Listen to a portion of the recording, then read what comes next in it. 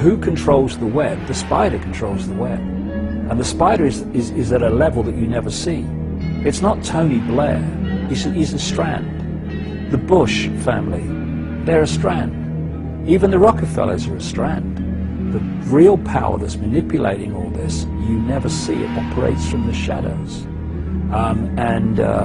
So it's operating to a central dictated policy. And this is why you're seeing the same things happen in all different countries at the same time.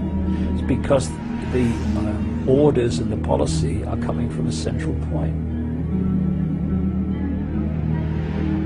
We can work on the level of banking scams, political scams, manipulated wars, manipulated 9/11s, and we should, because we need to know that. But if that's all we're doing in terms of communicating knowledge, then basically we're operating in a cycle of this is the problem, but how the hell do we get out of this? We will never know how to set ourselves free until we understand the nature of who we bloody well are. How do you set yourself free when you don't even know you are? How do you set yourself free when you don't even know the nature of reality that you're living in and manifesting and making happen without your knowledge that you're making it happen? You can't. So alongside the information about the 5 sense level of this conspiracy, if you like, we have to just as powerfully, I would say more powerfully, communicate the nature of reality and how we are creating our reality and how we are allowing it to be created for us by having ourselves programmed with certain beliefs, certain perceptions, and all the rest of it all the time. The two must go together, otherwise, we're never going to get out of this. If I tell you that's a computer and you are infinite consciousness, I'm not telling you anything you don't already know. I'm telling you what you've forgotten. Because what happens is you come into this world and with this knowledge suppressed, it's like someone once said, you imagine you come into the world and someone tells you that 2 and 2 equals 5. Your parents tell you that from the earliest age, 2 and 2 equals 5. You then go to kindergarten and nice teachers tell you that 2 and 2 equals 5. You then go to school and teachers at junior school, senior school, they tell you 2 and 2 equals 5. By now, all your mates who've been through the same system, they're telling you 2 and 2 equals 5, and if you say it equals 4, they laugh at you.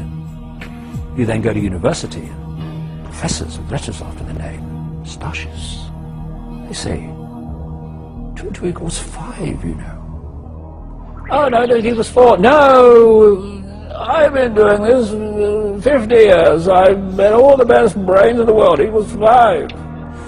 That boy will not go far. And then you turn the telly on, and someone's going, good evening, 2 and 2 equals 5. Now the weather, right? There's a good chance that you'll go through the whole of your life believing 2 and 2 equals 5, but still equals 4. And what this information about the nature of reality is doing, basically it's saying, do you remember 2 and 2? 4. Oh yes! And this is why this has such an impact on people. When they hear it, something goes, this is true. This is true, because they're remembering it. We are in a world in which the vast majority of the population is in an amnesic state. They are in a hypnotic trance because they have been implanted with false information about themselves and the world ever since they arrived.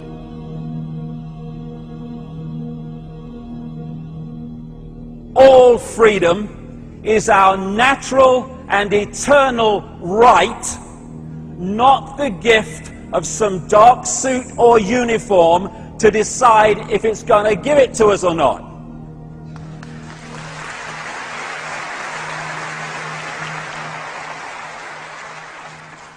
And so this is also not a day for being intimidated and frightened by this big brother crap and all these goons in uniform who seek to impose someone else's will upon us.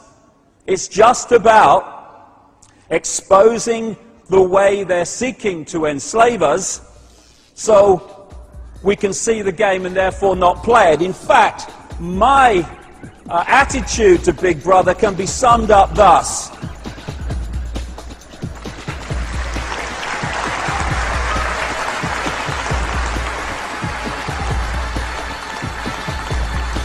Oh, Big Brother, oh my God! God, sod that for a lark.